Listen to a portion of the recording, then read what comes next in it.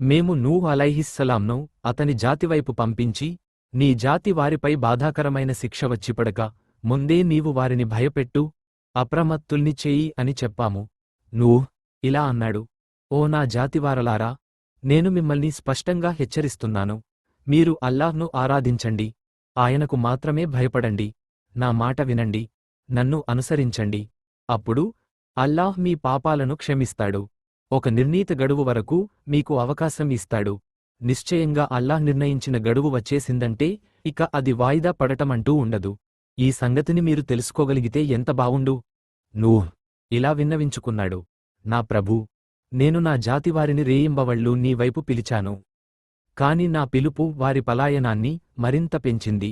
నీ క్షమాభిక్షకై నేను వారిని పిలిచినప్పుడల్లా వారు తమ వ్రేళ్లను తమ చెవులలో పెట్టుకున్నారు, తమ వస్త్రాలను తమపైన కప్పుకున్నారు, మరీ మొండి ఘటాలుగా మారిపోయారు, మహాగర్విష్ఠుల్లా ప్రవర్తించారు.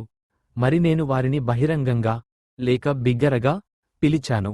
ఆపైన నేను వారికి బాహాటంగా కూడా బోధపరిచాను, రహస్యంగా ఏకాంతంలో కూడా విడమరచి చెప్పాను.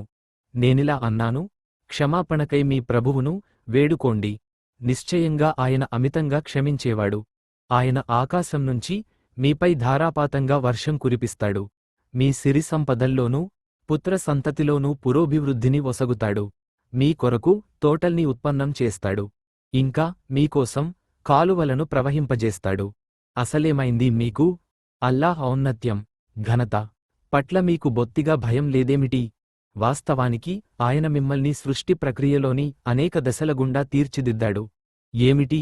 అల్లాహ్ సప్తాకాశాలను ఎలా ఒకదానిపై ఒకటిగా సృష్టించాడో మీరు చూడటం లేదా? మరి వాటిలో చంద్రుణ్ణి కాంతిమంతంగా చేశాడు, సూర్యుణ్ణి దేదీప్యమానంగా చేశాడు.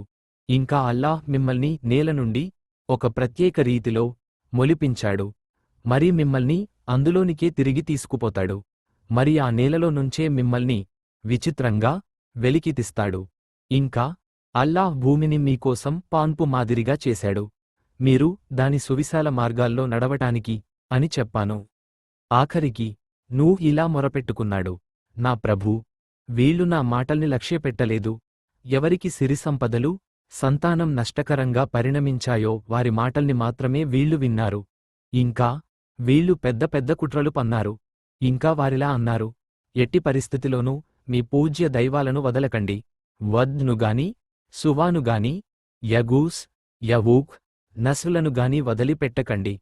ప్రభూ, వీళ్ళు చాలామందిని అపమార్గం పట్టించారు, కాబట్టి నీవు ఈ దుర్మార్గుల అపమార్గాన్ని మరింతగా పెంచు.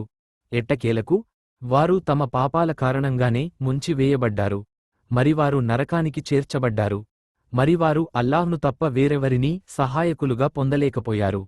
నూహ్ ఇలా ప్రార్థించాడు: నా ప్రభూ, నీవు భూమండలంపై ఏ ఒక్క అవిశ్వాసిని సజీవంగా వదిలిపెట్టకు.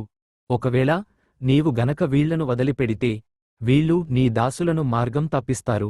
వీళ్లకు పుట్టబోయే బిడ్డలు కూడా అవిధేయులు, కరడుగట్టిన అవిశ్వాసులై ఉంటారు. నా ప్రభూ, నన్ను, నా తల్లిదండ్రులను విశ్వసించి నా ఇంట్లో ప్రవేశించిన వారందరినీ, విశ్వాసులైన సమస్త పురుషులను, స్త్రీలను క్షమించు. దుర్మార్గులకు వినాశంలో తప్ప మరెందులోనూ వృద్ధినొసగకు.